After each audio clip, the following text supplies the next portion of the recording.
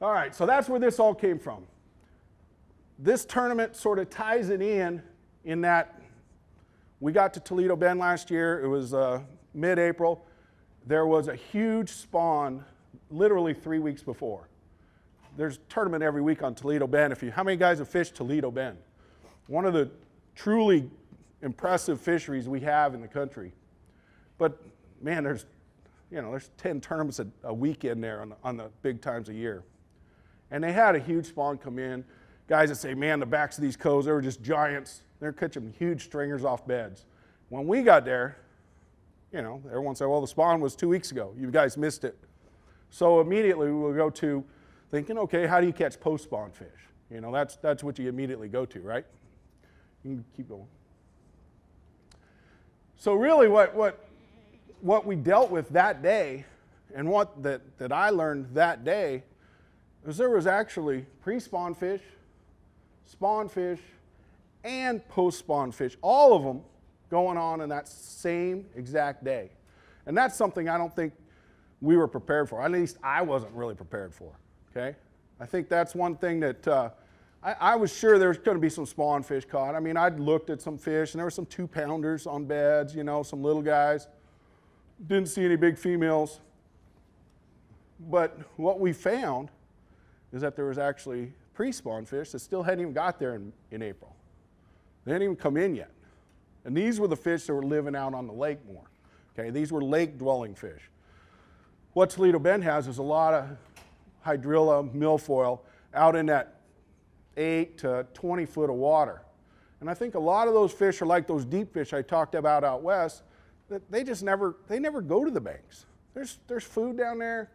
There's enough light penetration. They can spawn, I'd say they could spawn 8 or 10 feet deep on Toledo Bend. I think the light, it's not like you can see 8 or 10 feet deep, but I think the light penetration is good enough that you can get enough for the eggs to get down that deep. So I think that's the fish that we're dealing with now. So if you're having fish spawning, in those backs of coves where you typically look at them, you could go back there and look at where they are catching these 8-pound, 10-pound fish the 2 weeks before, and there's a bunch of little 1.5-pound, 2-pound bucks. Some fry, the usual stuff. So immediately you think, okay, all the big ones swam out and they're post-spawn, you got to catch them. Well, that wasn't true. Those fish on those long points next to those deep grass beds, next to waters that were just now warming up. Those big main water areas are moved. I mean, the water is moved a lot with the wind and the waves and all that. The sheltered stuff, man, it can get warm quick. But out on a main point, when you got current going up by bridges and all this stuff, you're going to have a lot more variation in water temperature.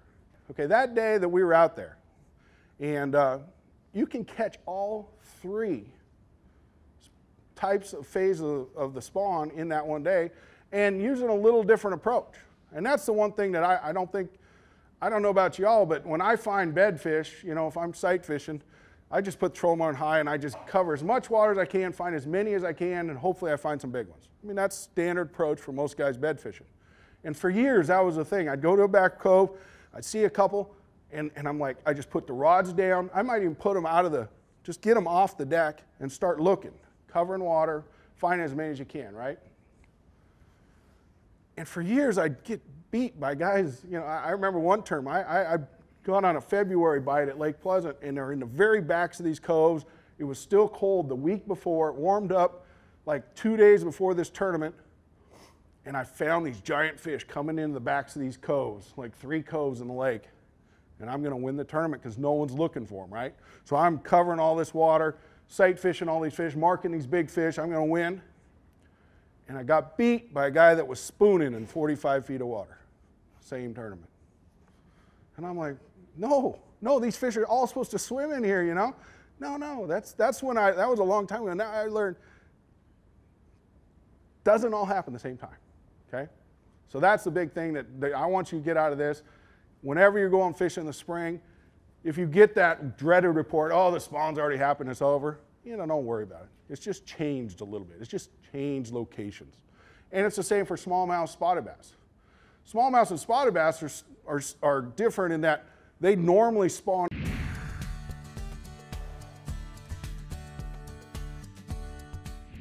Welcome to Bass University TV, an online video training course where you'll learn champion bass fishing techniques from pro anglers Pete Glusek, Mike Iaconelli, and their talented special guests. From on the water to in the classroom, you'll learn sound techniques and strong fundamental bass fishing skills. Watch hours of video content on multiple topics at your own pace for a low monthly fee. Cancel at any time. Information is power in the sport of fishing, so learn from the very best. Subscribe to Bass University TV today.